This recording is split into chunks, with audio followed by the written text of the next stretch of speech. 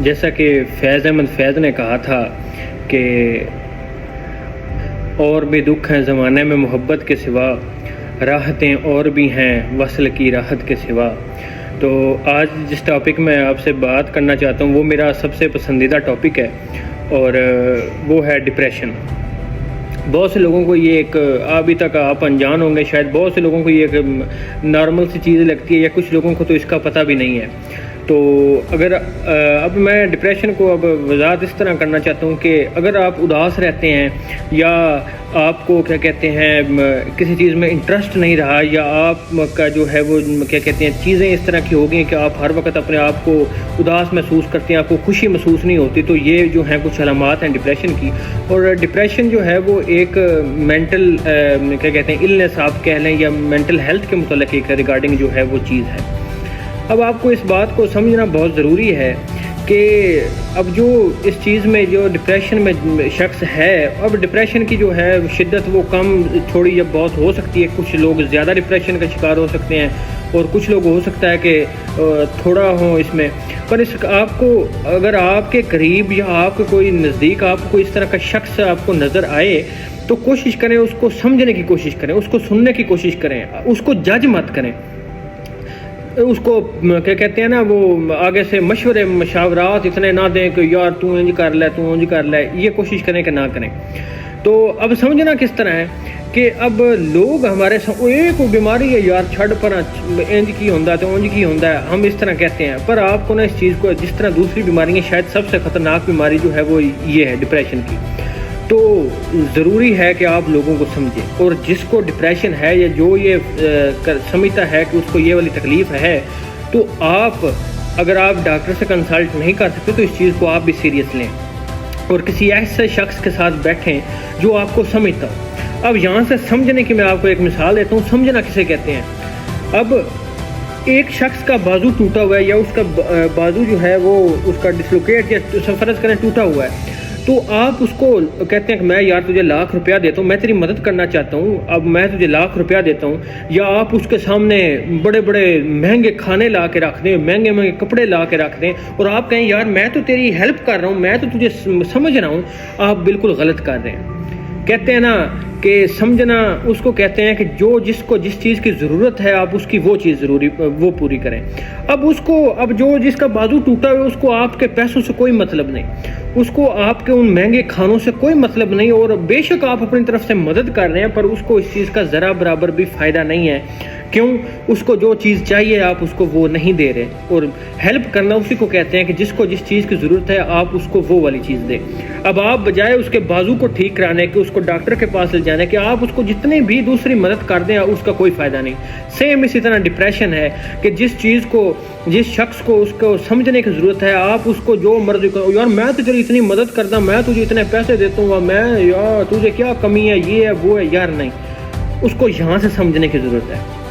کوشش کریں اپنے ارد گرد جو لوگ ہیں ان کو سمجھنے کی ضرورت کریں، اور ان کو جج مت کریں کہ وہ کس طرح، ان کی بات سننے کی کوشش کریں، اپنی بات بتانے کی بجائے کوشش کریں کہ آپ ان کی بات سمجھ رہے ہیں اور سن رہے ہیں۔ اب ہم بات کرتے ہیں کہ ڈپریشن کے سمٹمز کیا ہیں۔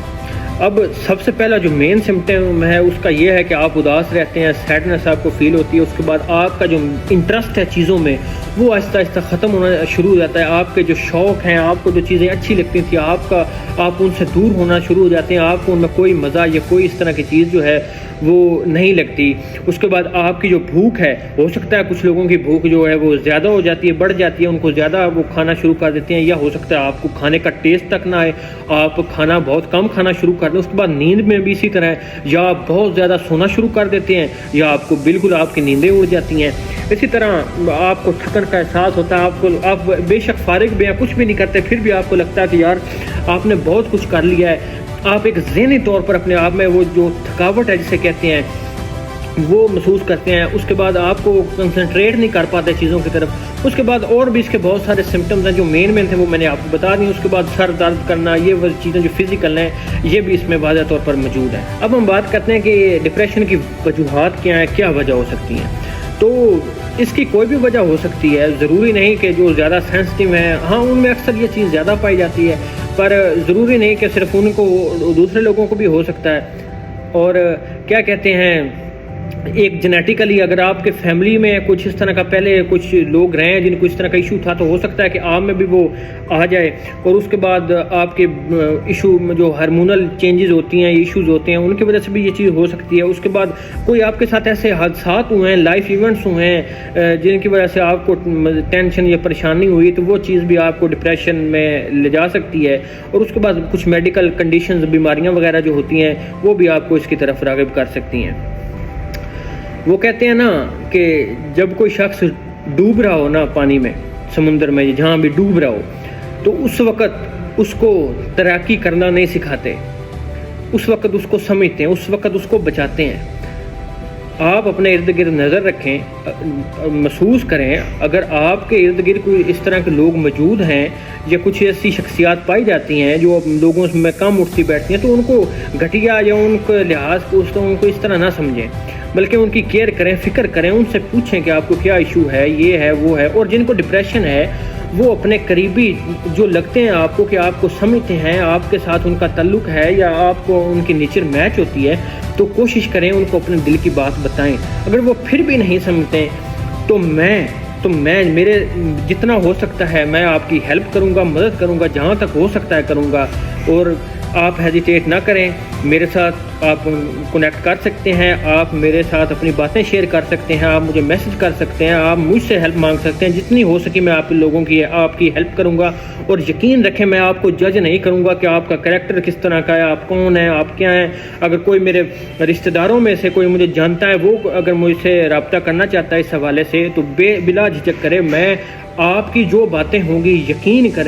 کریں میرے اور آپ کے درمیان رہیں گی، ایز اے سیکرٹ رہیں گی، اور آخری سانس تک میں کسی کو آپ کے بارے میں کچھ نہیں بتاؤں گا، اور جتنا ہو سکے میں آپ کی ہیلپ کروں گا۔ اور اسی امید کے ساتھ میں ویڈیو کو ختم کرتا ہوں کہ اللہ